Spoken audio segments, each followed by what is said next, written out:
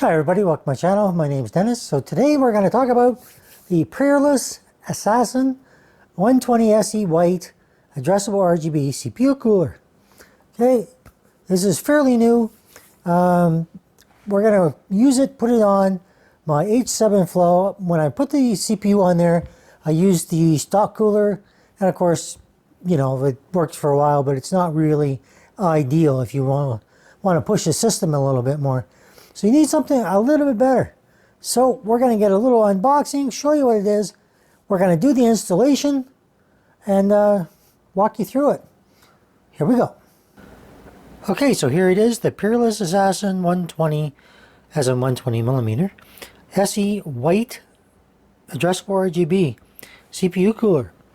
So we're going to quickly get it out, have a look at it, and we're going to install it into this system. Right now it's got the stock cooler on here, but I'd like to give a little bit more of the white scheme of this case to the case. Put it on here, take this off, put that on there. It's gonna, I don't know what it's gonna look like. It's gonna be massive, but we're gonna do it anyway. So let's get it out of the box and go from there. Okay, so this just opens from this side. And we got a little piece of that on there. Of course, we have our fan. We have a couple fans here. Oh, this must be the accessories. So this is probably everything to hold it down. Of course, you have your cooler itself and your two fans. We'll get these out. Pretty straightforward fan. Okay, 5 volt addressable RGB. Alright, all your specs on here. And of course, you have your 4-pin for PWM and your RGB, addressable RGB here. You got this, it doesn't come off. I'm not sure exactly why that's here like that. What else have we got in here? Okay, of course we have our second fan. And let's get this out. We'll look at the cooler here in a minute. What else do we get inside? Let's have a look. Of course you have your little manual. Tells you everything you're going to need to know to put it together. Let's get this bad boy out. That's it, that's in the box. Here is our actual cooler. 6 heat pipes. It's got a bit of weight to it. And I'm really liking the look of it. And of course you're going to have these to fasten. You have got plastic over top of here. So what that means is you are going to need thermal paste. Just please peel off before you use it. Warning. So right here. Make sure you take it off. It's going to look pretty sweet in there. It's definitely matching the color perfectly. So here's everything you're going to get. You get your fans, CPU cooler. You have a, this is everything was inside the package. So you have a fan splitter for the two fans. These are both brackets for your Intel installs. So this is one for the 1150 series to 1200, and this one here is for the 1700. All right, we're not using those, so we'll get those out of the way. Everything we're going to need, and they do provide thermal paste, which is, I've never used those before. I've never used theirs before, so we've got it. And I'm guessing everything here must be for AMD then, AM4 and 5. So you can even see it has which one is on there, but we'll get it out. The nice thing is, everything that you need for an AM5 is already in here. 1700 and your 1150 series and 1200 is there. And your AM4, AM5 is in here. That's what I meant to say. You got your little bracket, your pins for fastening your fans onto your CPU cooler. And of course, follow your manual and you can put everything on. Okay, so to start our installation, it's pretty straightforward. We have to take these, this off here. All right, just unscrew it. We're going to use the back plate that normally comes with the processor. And then we're going to use, I'll just show you the parts we are going to use. So this is the AM4 bracket. This is the AM4 or AM5, depends on what you have. That's going to allow us to put that in place. I'm going to show you every step as we go along. They even include thermal paste, which I didn't realize till later. So good for them, thankfully. And I may or may not need the fan splitter. We'll see. Probably will. Just because there is 2 fans, it'll probably just make life a little easier. And so let's get on with it. So before I take the stock cooler out, just wanted to show you the temperatures in here. So as you can see, CPU temperatures are not bad actually. So you can see the CPU tide, 36.6 is the average. Okay, you can see all the different cores. Now this is the 5800X 3D. So everything is running pretty good. Right, you can see everything. So now we're going to change this. I'm going to take the stock cooler off, put the new one on, and I'll show you all that as we go along. So let's do the uninstall the CPU stock cooler and put on the new one. And I loosen them off almost the same way as I put them on, diagonally. That way you're releasing the pressure that was on the CPU a little bit at a time. And I like to support it so it doesn't just pull off. So now I'm just going to continue. There, you can feel it let loose. I got one more screw just to make sure it's all the way out. Now that back plate may fall. Yep, it sure did. And that lets off. So our coverage was complete, which is good. So we're just going to unplug the CPU. Okay, the cable for it. So we had good coverage. Temperatures were actually not bad. I showed you that beforehand. I'm going to clean this all off using rubbing alcohol, 95%. Clean it all off. Get my back plate, put it back up there, and then we're going to put these on, and they'll go this way. Okay, so for those that are not familiar, this is the back plate. This is what fell off. So anyway, you can hold it when you do it, but it doesn't really cause any damage. Just be careful of what it's going to fall onto. So what I did, just to hold it in place. Okay, so I just put this on the back plate just to hold it in place. So what you have to do is you take your spacers. Okay, I'll have to take this out, of course. But like I say, it's just holding it in place so it doesn't fall back down. So put your spacer, hold the back plate over top. You have to take your bracket. Right, so it's going to go, let me see how it goes. I believe it goes like this. So like that. All right. And what I'm going to do is I'm going to do one at a time here. So I'm going to put my screw down through the top here. So like that. Okay, so you can see that. And we're just going to, your old trusty screwdriver, get one of them started. If I can. Just get it started. And then get the other one, do the same thing. So I'm going to line that up and just put her in. Now once you get this on here, then you can take the top one out. Okay, so I'm not super tightening these just yet. Just snug. So this has got to come off so I can do the exact same thing there. And of course that one's going to go like this. Alright, so now I'm going to take this one out. Alright, because now it's held in place. Again, if you set it down, it might be easier for you. But it's all on how you want to do it. I'm trying to do it in a way that is easier to show it to you. Okay, so I'll put that in there. You just basically want it to bite a little bit.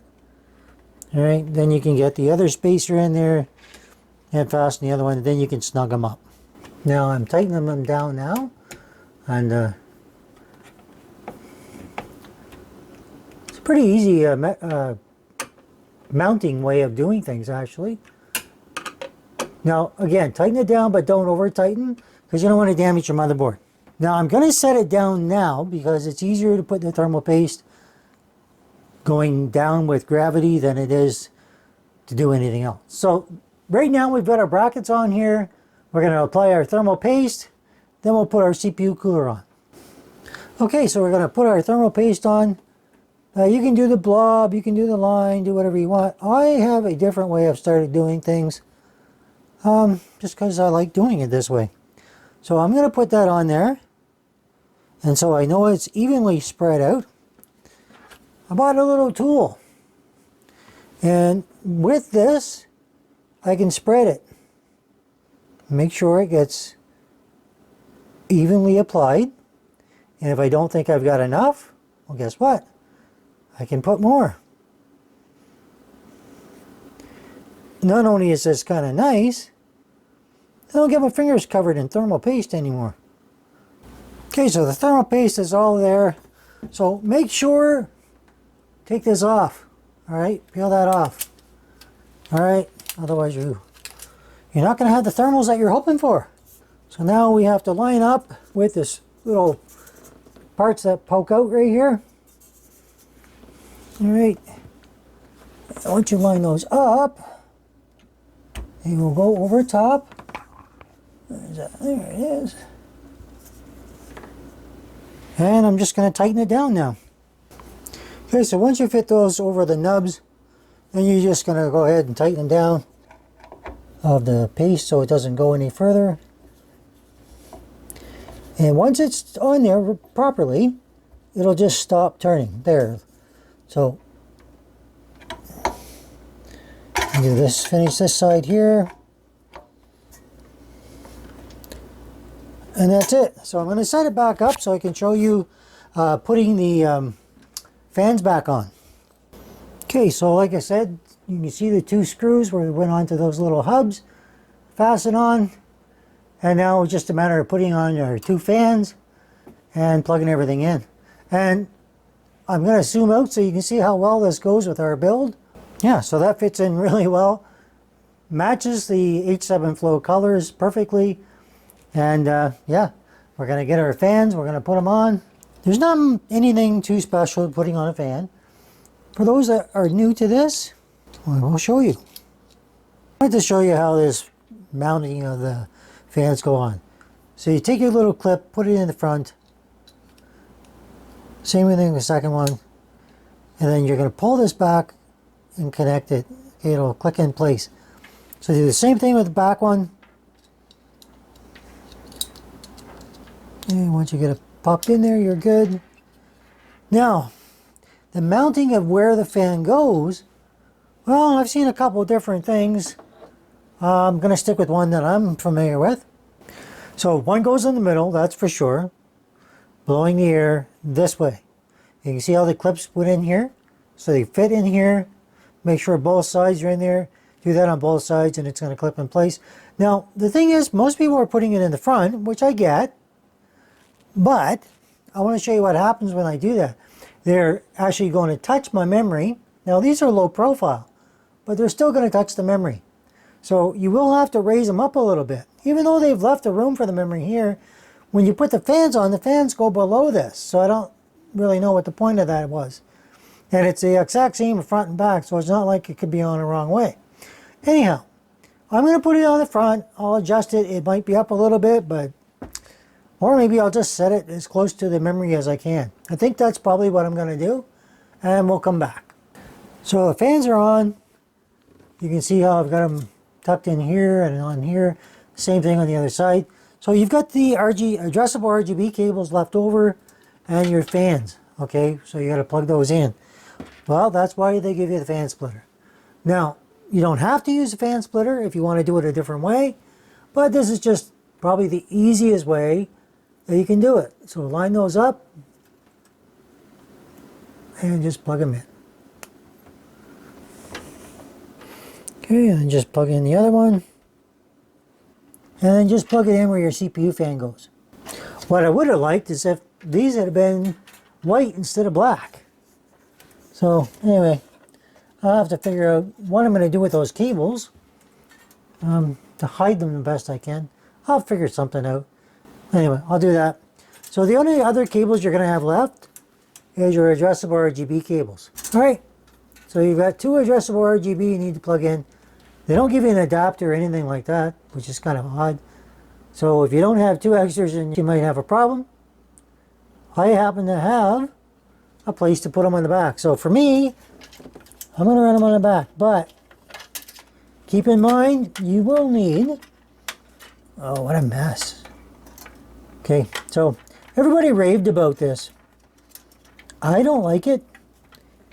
I find, I don't know, I just find this messy. I'm going to have another look and see if there's a better way to put them on there. Anyway, I'll come back once I figure that out. Anyway, basically plug in your fans, and don't forget on the back, in my case, because I have an RGB hub, I can plug these up into here, and it's all taken care of. Okay, so I just wanted to show you how close that fan is to the memory. It's just tucked in between, because I'm using the 2 and 4. So if you're using all 4, you're going to have to adjust your fan here to come out just a little bit. So there is a workaround that you can do it. I did manage to tidy up the cables. You can see I managed to get them all nice and tidy. These went down behind. So we're going to fire it up and just check it out. Now, I have RGB, everything else. So I want to see how this works with everything else. And yeah, we're going to give that a go. So we're going to start it up, have a look at it. And it's matching the color that everything else is, which is not exactly the best color I've ever had. I'll be quite honest with you. But fan is spinning. Okay, everything is going. It looks pretty decent. Now let's test the software that's actually Mystic Light, and see if I can change all the colors using that software. So it's going to take a second. Okay, so it does it. All the colors adjust using Mystic Light, so everything is no issue. I don't find that the green cooks in too easily.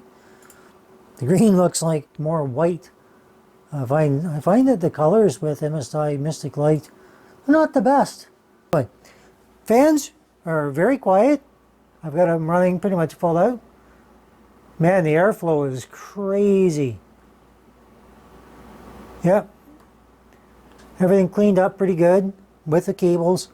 You do need 2 addressable RGB, which is kind of crazy. So my recommendation, because of course I've got a bunch of addressable RGB fans in this already, so I didn't have all those to spare, but because I did have an addressable RGB hub that lets me daisy chain even more fans, I was able to do that. So just something to consider if you're going to get this. Okay, you're going to need something extra, all right, or you're going to need to make sure you have 2 adjustable RGB connectors on your motherboard. Otherwise, it's just not going to work. So let's have a quick check on the temperatures just to make sure all that's working well, and then we'll move on maybe to one more thing. Okay, so we started this video at HWInfo, showing you the temperatures that the stock cooler was running at, and we're running now at about 10 degrees less. Now, both on idle, but I thought, you know, in order to put this thing through its paces, I'm going to load up AIDA64 Extreme. I'm going to do 100% load, and let's see what the temperatures get by doing that. Okay, so let's start it up and see what happens. So you can see it shoot up right to 100% utilization right here. We're around 24 to 26 on idle. And let's see where it gets to and see if it stays there. So 100% utilization, we're at 70 degrees. 71. It'll keep climbing. So we're going to come back after a little bit, and we'll determine at that time what it got to and how well this is going to perform. Okay, so I let it run a little bit longer than I was thinking for this video, but I just paused it so you didn't have to wait through that. We're at 6.5 minutes, and it's holding steady at about 73. All right, everybody, so that's the 5800X3D running at 73 at 100% utilization. On idle, it's 26, 27, whatever it was there. I don't think you can get better than that. Not with an air cooler, anyway. Put a water cooler on there, you might get better. I would hope you would get better, but there's no guarantee. And it looks great. A couple things I didn't like about it is the way the cabling is on it. I was able to kind of hide that and make it look better, but it's not the best I've seen. Okay, I've seen much better cable management on system air coolers like this. So just keep that in mind. So if you're new here, think about subscribing. If you like the video first, give me a thumbs up. Leave me a comment if you want to, or if you have any questions. Hit that bell for notifications for videos as they come up in the future. And yeah, I hope you like it. So yeah, let me know how you like it. Hope it helped you out with the installation. Hope I showed that well enough. Temperatures were obviously great. I'm pretty happy with it. Thank you for watching. See you next time.